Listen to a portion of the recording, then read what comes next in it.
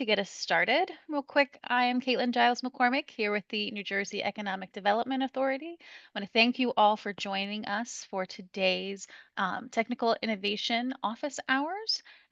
And we have lots of great programs and presenters that are going to share great opportunities for you here with NJEDA.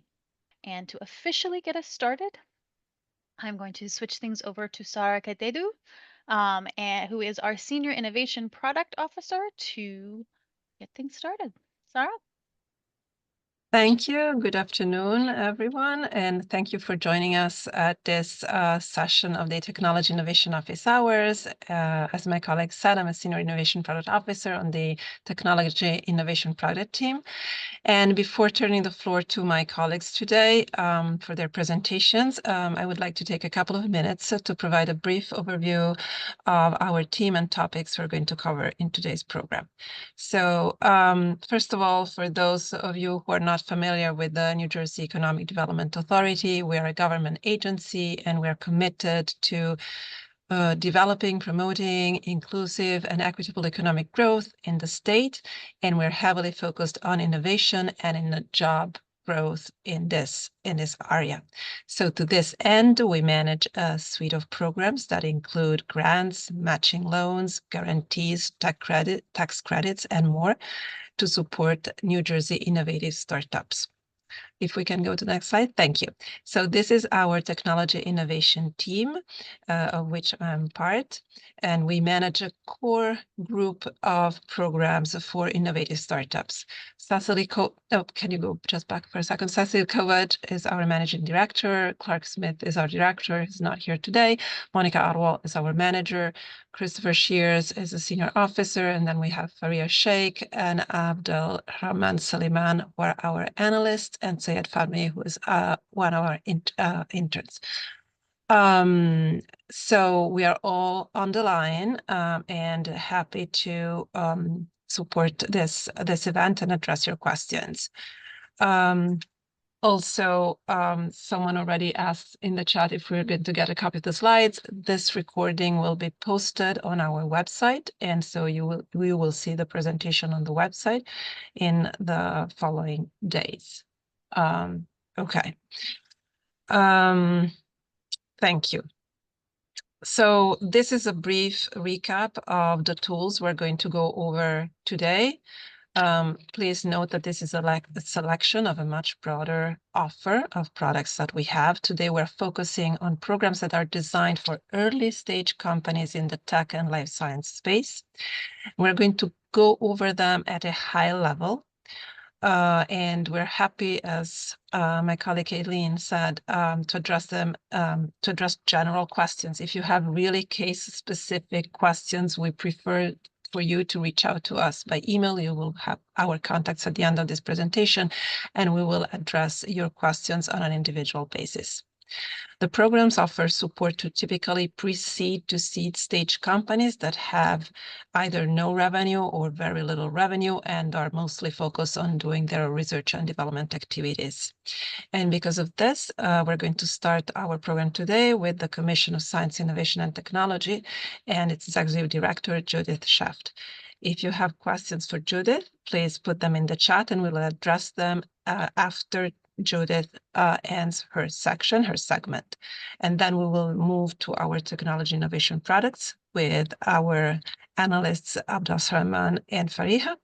And then this will be followed by Curtis Lee, manager on the venture products team, that will present our biannual speed dating event for founders and investors, followed by Jermaine Farms, who is our director of the NJEDA Diversity and Inclusion Unit, and he'll talk about how to navigate state certification for minority or women-owned businesses. So that said, I'm turning it over to Judith for her presentation. Thank you. Thank you, Sarah, and I welcome everyone to hear a little bit about programs from the New Jersey Commission on Science, Innovation, and Technology. We are also a state agency, a much smaller agency than the New Jersey Economic Development Authority, but we're also a state agency funded with appropriations from the New Jersey State Legislature. And similar to the innovation programs that Sarah commented on, the Commission on Science, Innovation, and Technology is focused on very early stage entrepreneurs. We're focused on academics who are developing R&D, innovation intensive companies, so that we're trying to get that very early technology started. We're trying to help you when you're just getting started with your company. And we're also trying to encourage collaboration and connectivity between industry and academia.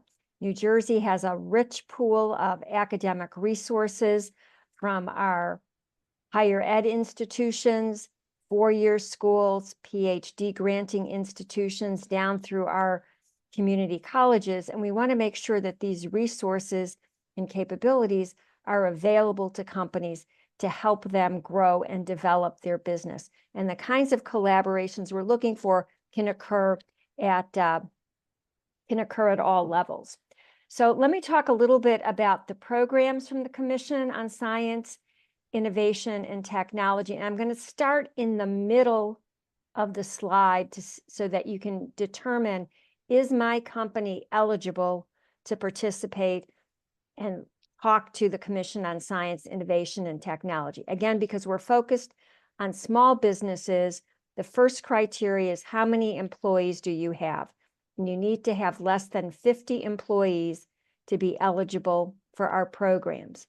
We know during COVID, for sure, many times people were telecommuting, working remotely, maybe not in New Jersey. Maybe someone had a home in New York, their business was in New Jersey, so that they had hybrid type of arrangement. We need 50% of the employees, based on hours worked, to be working in New Jersey. And again, it's because our funding comes from the state legislature. For our programs, we also need at least one full-time employee. So that's at least one person working 35 hours a week. Now, I am not the sleep police, so it is your choice of when those 35 hours take place, because you may be also working some other position. But if you're working and you can demonstrate that you're working 35 hours a week, and it could be evenings and weekends, you can be eligible for CSIT programs. The employees do not need to be drawing a salary, because again, on very early stage companies, when you're just getting started, maybe nobody is drawing a salary. Maybe the employees and workers are all getting stock compensation in the businesses. Companies need to have less than 5 million in prior year revenue, and that's excluding any grant income that a company may have had. And then lastly, they need to be in good standing to do business in New Jersey by having a New Jersey tax clearance certificate. This is a requirement that you can get the documentation from Treasury, and perhaps a little later in the conversation, when we talk about some of the certification, they might also talk about where and any challenges you might have getting tax clearance certificates. So if those criteria are met, then you can be eligible to participate in CSIT programs. And we have basically three major types of programs. We have one program which is called a voucher program, and we have two flavors of vouchers. Vouchers are up to $40,000 to be able to get access to equipment at New Jersey academic institutions and federal laboratories and hospitals. So as an example, if you're a small business and you know that there's an expensive microscope at Rowan University that you'd like to be able to use, you can apply to us through our R&D voucher program to get funds to be able to use that equipment at Rowan. It includes animal testing facilities, all kinds of chemistry, analytical labs, imaging capabilities. It could be data sets that the academic institutions have that you need to get access to. It could be access to large suites of computers. We have two flavors of the program. We have a clean tech R&D voucher, and then we also have a catalyst R&D voucher. Our next suite of programs, and those two programs operate on a rolling basis. And by that, it means the applications are currently open. You apply, you put in the early part of information about what your project is. We then help determine who an academic partner could be. We get you the rest of the information so that you can complete the application. So we're not scoring one project versus another. It's really first in, first out situation. Our seed grant programs are competitive programs, and we have a variety of seed grant programs, everything from like a general catalyst seed grant, which could be $75,000 for general technology, up to $150,000 for drug development. We also have a clean tech version of the seed grant, which is also $75,000. And in the past, we have run grants around food and agriculture innovation and maternal and infant health care. Those are all competitive programs, which means we're going to post a notice of funding. There'll be an application period. When the application is open, you apply, you complete the application. When the window closes, and when it closes, it closes. And if it's 5 o'clock, it's when the computers in Trenton think it's 5 o'clock. The application window closes, and we do a competitive scoring of the various applications and make awards based on merit ranking, determining based on how much budget dollars we have available.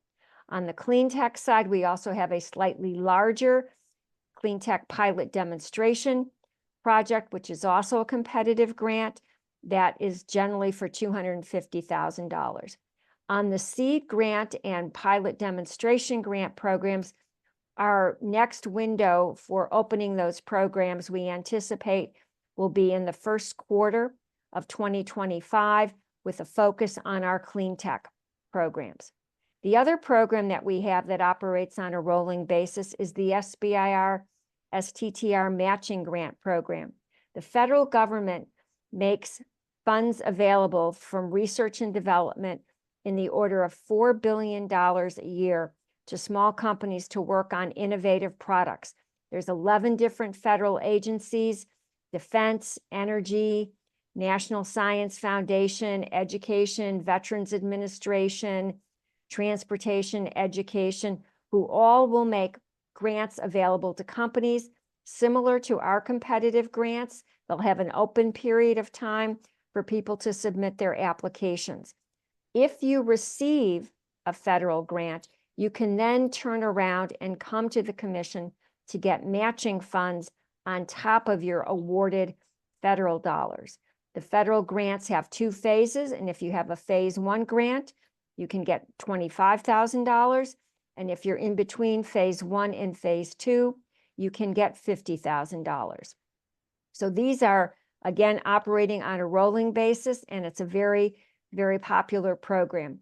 There is some assistance available through the New Jersey Small Business Development Center's tech team to be able to help you navigate the SBIR STTR process. And since I don't see that I ended up having that information on the slide, we'll put the information in the, oh, there it is. I'm sorry, it's on this slide. Here's the grant assistance from the New Jersey Small Business Development Center's tech team can assist you with writing federal grant applications and navigating that process.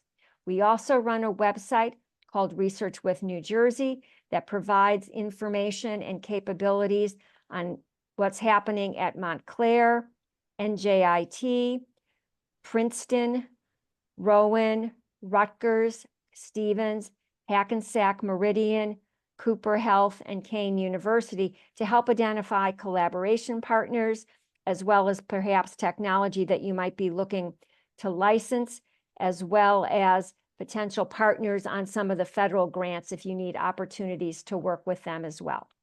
And I'm happy to take a quick look in the chat to see if there are any questions, and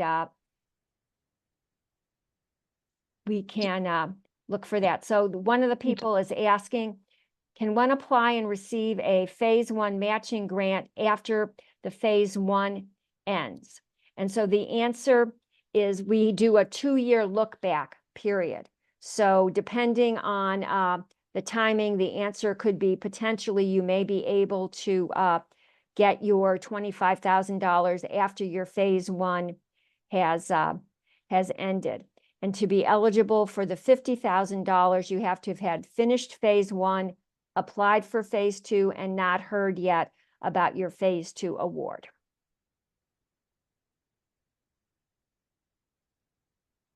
Thank you, Judith. I don't see other questions at this time for you. So if there are no more questions for Judith, I think we can move on to the next segment. I'm going to turn it over to Abdulrahman Saliman, who's one of our product analysts, to begin his presentation. Thank you. Hello, all. My name is Abdul Salaman. As Sarah said, you don't just call me by my full name, Abdulrahman. The first program I will talk about is the Angel Tax Credit Program, also known as ATC. ATC is a program to incentivize investors to invest in emerging New Jersey technology or biotech companies.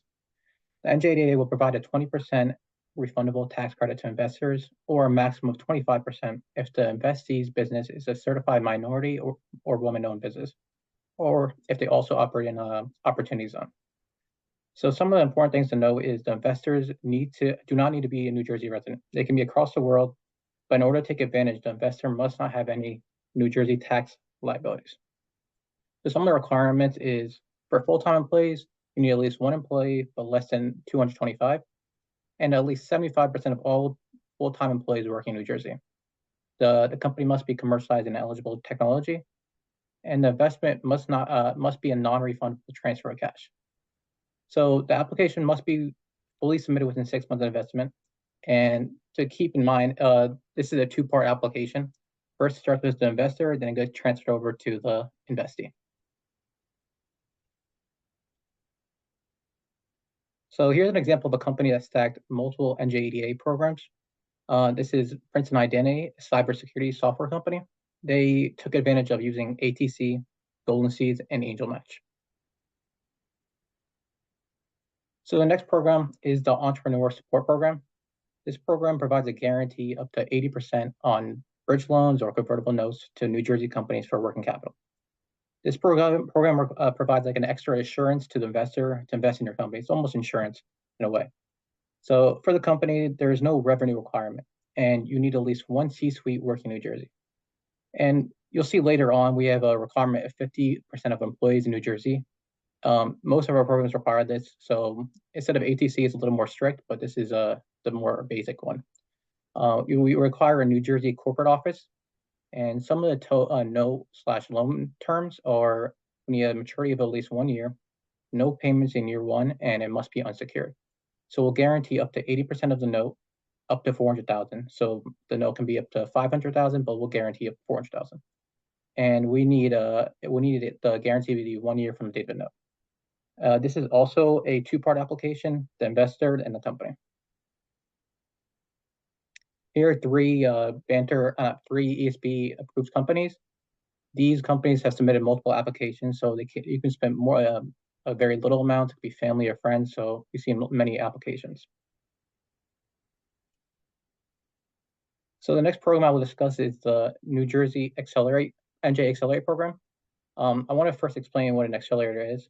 An accelerator program is typically a cohort-based bootcamp with a fixed term, offering educational content to founders and exposing to a wide variety of valuable business knowledge and contexts, such as mentors, investors, and executives. It's almost like a school for startups. This program kind of caters to companies that are in pre-seed to seed, as Sarah mentioned earlier. So the current slide you see shows 10 accelerators we are currently partnering with. They're located mostly in the Northeast and span from sectors like prop tech, ed tech, hard tech, life sciences. It varies. There's some sectors some accelerators that don't have a sector. Most of these accelerators will invest in a company between 150,000 to 250. So each accelerator has different timeframes or dates to apply to get into programs. So please check their website to learn more. And if you want to apply to their accelerators, just look at their website. So on the next slide, we'll take a closer look on the benefit from NJ Accelerate. These are all the company graduate benefits. So we offer two different kind of benefits. One is the investment loan benefit. That provides a non-dilutive funding in the form of convertible note. The EO will match up to $250,000 on a one-to-one basis from the accelerator. And the second benefit is the rent support in the form of a grant that covers up to 6 months, up to $25,000 at an approved NJ Accelerate co-working space. The co-working spaces are all on our websites. You can also receive additional bonus months or amounts if you are a certified minority or woman-owned business. So some of the requirements are to have at least 50% of full-time employees in New Jersey and 2 founders or C-suite executives working in New Jersey. And as I mentioned before, you have to be a graduate of the approved accelerator.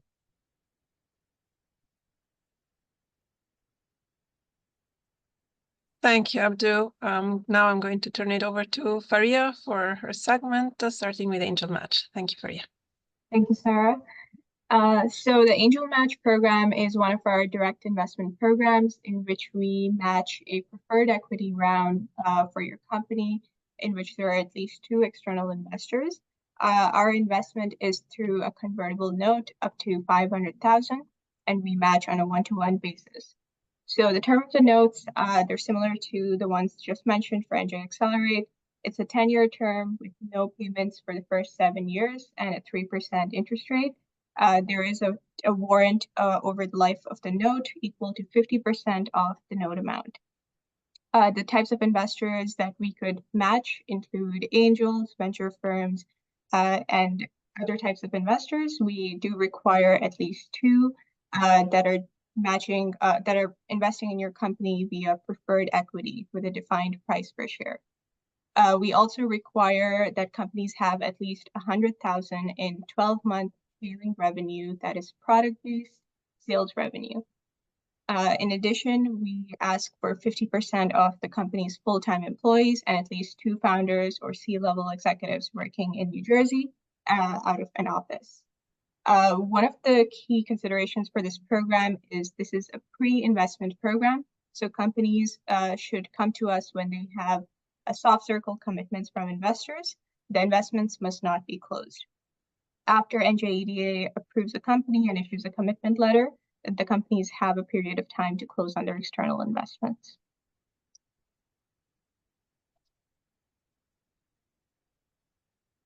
These are a few of the companies that we've approved and closed on funds for under the Angel Match program.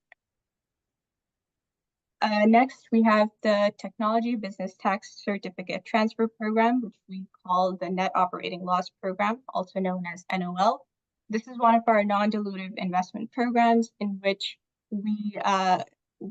emerging technology companies can sell a portion of their net operating losses to unrelated profitable companies in New Jersey. The companies must have a protected proprietary intellectual property anywhere in the process, so that includes a patent that is filed, received, or pending. Companies that are eligible are technology or biotech companies, and the number of employees for this program depends on the years of operation. So either 1, 5, or 10, based on the years of operation the company is in. No more than 224 full-time employees should be working for the company.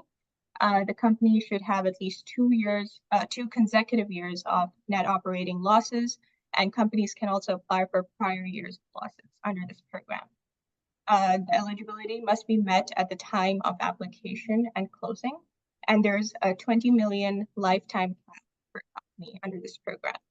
A key thing to note is the applications for this program open in May every year and close by June 30th. If you believe you may be a fit, it's best to engage ahead of time as no new information can be submitted after the application is received. Thank you. This is a company that has received benefits through the net operating loss program in the past.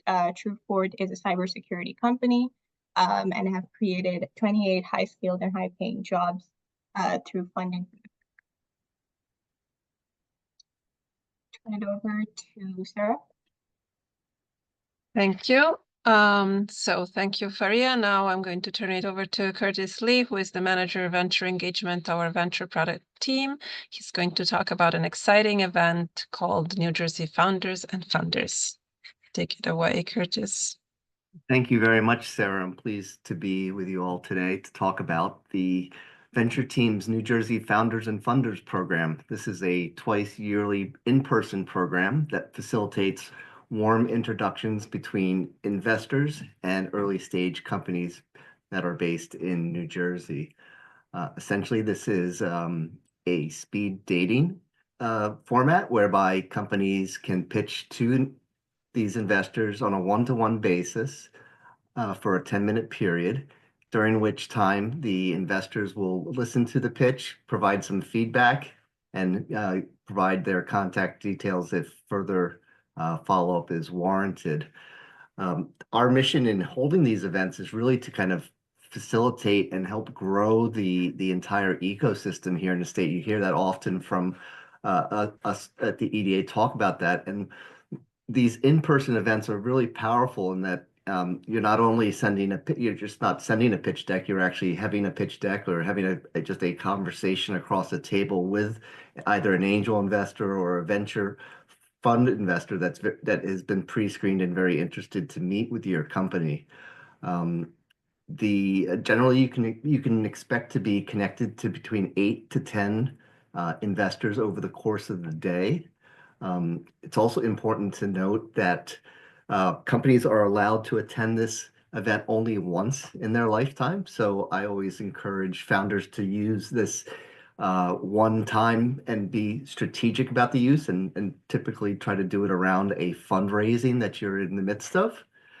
And then lastly, I'll close. There's our website, which is listed here. You can register. You'll be put onto a list. Again, these meetings happen twice per year. And as we form the event attendee list, we will match you with the venture firms. You do need to be a registered business in New Jersey, so there is that aspect. And this is really just a great way also for us in the venture department to build our own knowledge about who is in the market looking for funding and open you up to some other programs that the venture fund might find might be pertinent to your fundraising. And then lastly, I'll just say that the locations they change. So sometimes we hold them in North Jersey, sometimes in Central Jersey, and we hope to soon hold one in the southern part of our state. I always find, in addition, I see founders connecting with their peers over the course of the event. So it's a really nice opportunity. If you haven't met a lot of other founders, it's a great chance to share stories and talk about your journeys. So look forward to meeting some of you in person at an upcoming event. Thank you, Curtis. And now, last but not least, I'm going to turn it over to Jermaine Farms, our Director for Diversity and Inclusion. Jermaine, the floor is yours. Thank you. Thank you. Everyone, thank you for your valuable time. And I always say, this is a good time to get as much information as you can about all of the wonderful things that we have going on. So thank you for making a value-based decision to join us. Jermaine Parms, Director of Diversity here at EDA, and I'd just like to cover some of the back-end stuff that will disqualify businesses from getting access to extra bonuses and stuff that we specifically create in the areas of minority, women, veteran, LGBTQ plus businesses. We have these diversity bonuses that are part of some of our programs. A lot of times, businesses don't know what to do. They don't know where to start in terms of getting certification. Now, being recognized and state certified by the state of New Jersey Department of Treasury, of course, as a government entity, is how we would want to recognize you. So there's a process for that. A lot of people don't know where to start, which is why I offer my direct services to help people navigate and get through the finish line. As I already outlined, the state of New Jersey Department of Treasury is where you want to go. The website that's at the bottom of my information is where you start. The process does not cost any money. It can be completely engineered online. If you want to do it what I would say the old school way, you're more than welcome to mail a package into Treasury, but you can initiate and supply all of the information that they would ask you for online. And part of my conversation is about preparedness, is about making sure you send in the most complete application possible. Getting an application in a timely manner and in a complete manner is the quickest way to get a return answer. The state gets a high volume of certification requests and people wanting to know, how they can get certified for multiple programs. There's a lot of things happening. There's a lot of things down the pipe.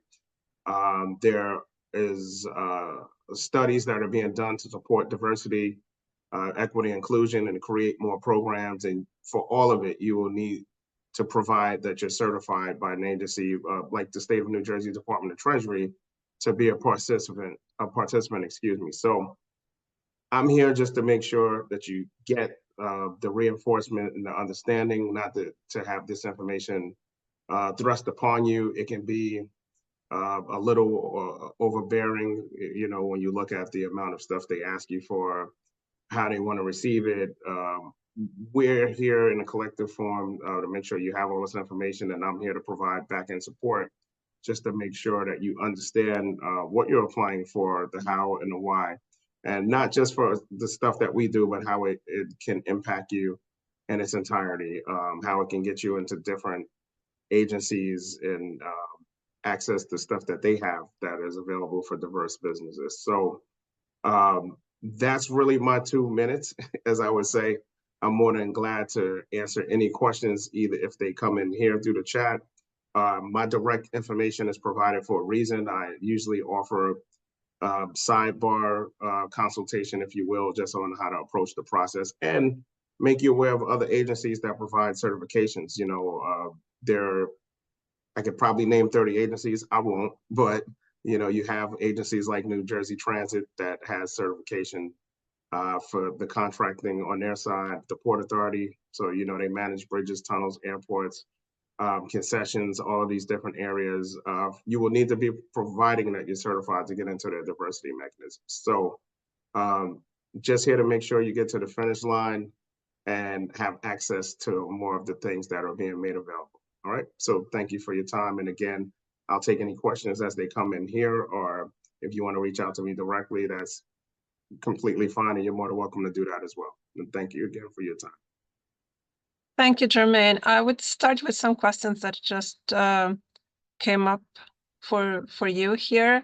This is actually, this is just a slide that informs you about our office hours. We are going to have them monthly.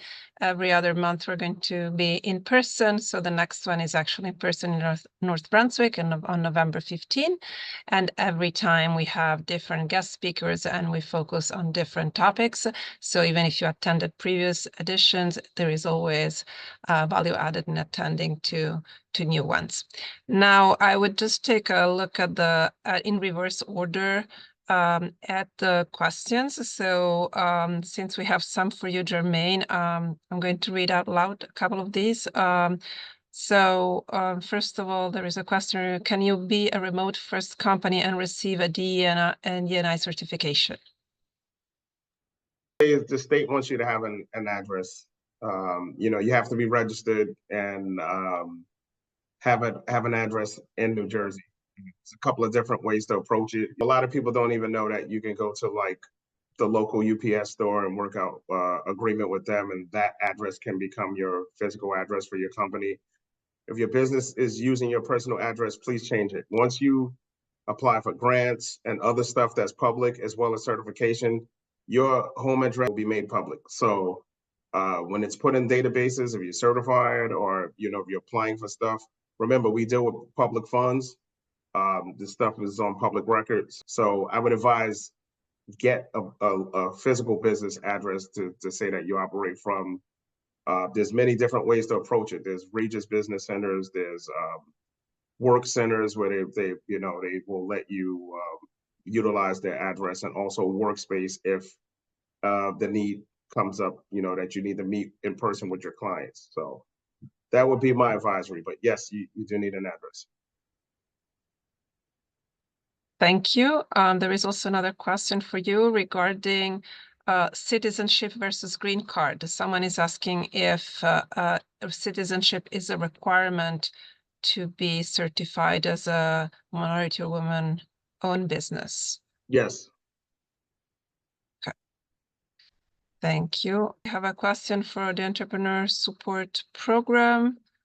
It's about having a commercial address, if that is sufficient, or they need to have a physical office space. Abdu, you want to take this question? You need a physical office space. It just can't be a home base. Like you can rent out a workspace or any of that kind of basis, but you need a physical office space. Okay. Thank you. This is for Curtis. Someone is asking if they can attend but not pitch at funders and founders. So the invitations are extended to companies that will be meeting the funders that are in attendance. It's not we don't extend the invitation to a larger audience. I see there was also a question for you regarding a restriction to attending only once. The restriction is in place because this is a very popular program, and what the restriction allows us to do is to provide the maximum number of opportunities for funders to meet with these investors. So, we need to build in a restriction simply to provide this service to the greatest number of New Jersey entrepreneurs. Thank you. So while we see if there are more questions, I just wanted to add a couple of comments regarding our products. So a prerequisite for all our products is that the startup is registered to do business in New Jersey. So something to keep in mind. You can be incorporated anywhere. In fact, all the companies we talked to are incorporated in Delaware, but you need to be registered to do business in New Jersey. And then for our programs, it's always required to have a current tax clearance certificate. To get the business registration and the tax clearance certificate, we have a Business Action Center an office and a sister agency that can provide you with support and guidance in navigating the steps you need to get through your business registration. It's important to have it done correctly because otherwise you will run into issues. We also have guides that we can share with you regarding how to go about this registration and certifications. So if you have any questions about that, please email us at innovation@njda.gov and we'll provide you with useful information. And also, if you have issues, we can connect you with colleagues that can help you solve these issues.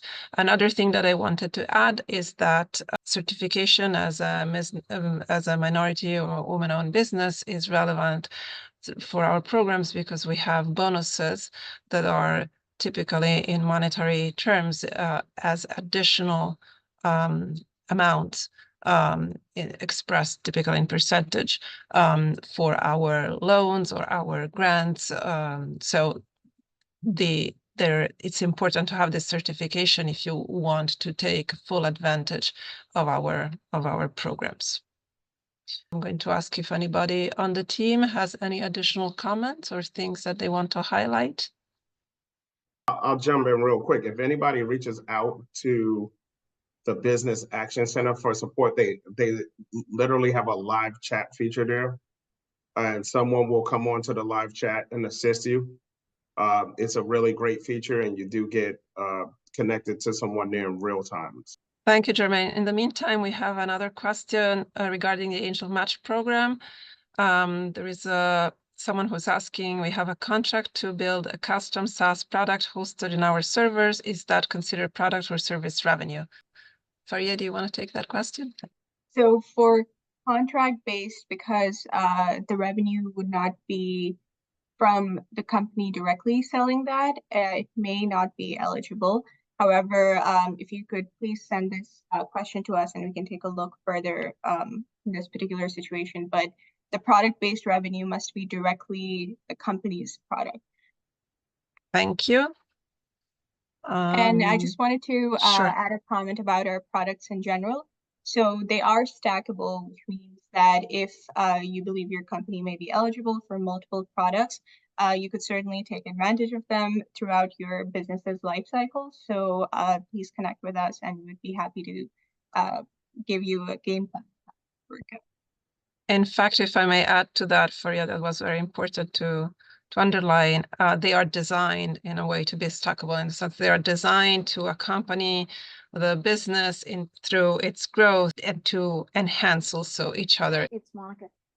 Do you mind just also going to the ATC? And, I think that's a really important program for people to understand, especially when they're looking at raising money. It incentivizes the investor, which was already mentioned, but we recommend, pulling the information right from our website to put on your pitch decks. It really does help if an investor is looking at you and some other company. Your investment funds can be within New Jersey or out of New Jersey, so it becomes appealing that way. Of course, there is the qualifications, but we think that it's a really important program, especially when you talk about being, staggered and stackable products. So definitely something to think about on when you're looking at raising external money. Thank you for that. There we have a few other questions. There is a question about target industries, one of which being technology in TV, film, and production. I think they're asking about which programs we have for film and digital media. We don't have a presentation on this specific topic on our deck. Our programs address a number of sectors, including film, TV, and digital media. And I'll drop yeah. in the chat and in response to that question, a link to a list of all of The- our active programs Okay, beyond just the innovation ones. So. Thank you. Then there is a question regarding the net operating loss program, asking why Pennsylvania full-time employees are not eligible. Christopher, do you want to address this question? Surely. The question is with regard to the head count and the minimum level of employment required by the program, which is based on years since founding. And because there's a tax treaty between Pennsylvania and New Jersey, a Pennsylvania-based resident does not pay taxes in New Jersey and therefore is excluded from the head count. There is another question. This is regarding ATC eligibility. Is non-retail food and beverage product a target industry for angel investor tax credit? Unfortunately not. It is really geared towards tech and life sciences. There is a list of eligible technologies, and if you send us an email, I will provide that list to you in response to your email. There is a general interesting question. Is there a common mistake that companies make when applying to your products? Does anybody want to take this question? Wrong contact information. Okay. This is Judith from the Commission on Science, Innovation, Technology. I would say one of the first things you need to do is really go onto the websites for each of the programs, read the notice of funding, spend a little bit of time, read the notice of funding, look at what the requirements are so that you can pull together all of the proper documentation to apply for the programs. As you've heard through the various presentations, each of the programs has some slight nuances about what is required, what isn't required. So really, instead of just like leaping in to apply, take the time to look at what's required and ensure that you've got the information so that you can have a really robust application. Some of our programs do allow you the opportunity to submit missing documentation after the fact. Some of the other programs do not, but I'd say the biggest mistake is not reading the notice of funding. And I know sometimes that might look like, oh, but I want to get onto that portal and I want to start filling things out, but do make sure you understand what the requirements are.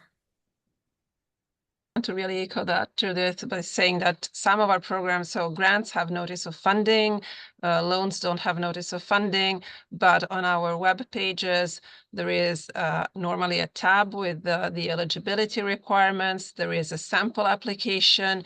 There are FAQs. For some of our products, we even have recorded webinars. So we really invite everybody to look into this information before even trying to apply. And for some of the, and in any case, when you're planning to apply, get in touch with us to discuss. Like to add, entrepreneurs are, focused on their company and their growth of their company, and sometimes they miss that financial aspect of trying to get together historical financial information and projections that really do make sense. So, we want to make sure that your applications really go through our process fairly quickly. So think about that when you're applying for any of our programs. There's a list of documents that are required, and we certainly don't mind having a conversation beforehand, so we put you in that right frame of mind. I think, Curtis, you had to add something too. I think one of the most important things that I find are, we've got a lot of talented people here that can point you in the right direction. So I think, office hours is a great place to, provide to get additional information, but always remember there are people here and we're really empowered to help you. So really it's engaging us in dialogues that can kind of help you through the team members here. Maybe I also want to add, it's not a mistake, but again, it's an issue that we have encountered often that regards financial statements. So, of course, early stage companies often are very small teams and don't necessarily have all the knowledge or the background to prepare financial statements the way we want them to be. And so for that, we also have we can connect you with useful resources through the NJSBDC if you need some help in preparing your financial statements, because for many of our programs, those are requirements, and we need to make sure that they are in order and consistent to process your application. And finally, I like to add that what Jermaine had said, I want to echo on what he had said. We're here to help, right? We're not, you can pick up the phone or send us an email. We'll get in touch with you. So we're definitely there trying to help you within the EDA and connect you, like Sarah said, to our other resources. And maybe one last comment, be attentive to any deadlines with some of the programs. A couple of the CSIT programs operate on a rolling basis. There's some other programs, both from CSIT and NJEDA, that have hard deadlines. And if you miss that deadline, there's no recovery. You can't say, oh, I'm so sorry, it's 10 minutes after 5 o'clock and I couldn't get my documentation into the system. We can't accept late applications.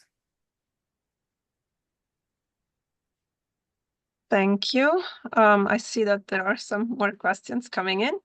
There is a question regarding, does ESP have targeted industries? I can take that question in the sense that we have a list of targeted industries that is posted on the web page of every product. It's actually the same across the board. So just please go to the web page of the Entrepreneur Support Program to look at the targeted industries. Question regarding, does NJDA invest or fund nonprofit organizations? The programs that we have presented today are for-profit organizations.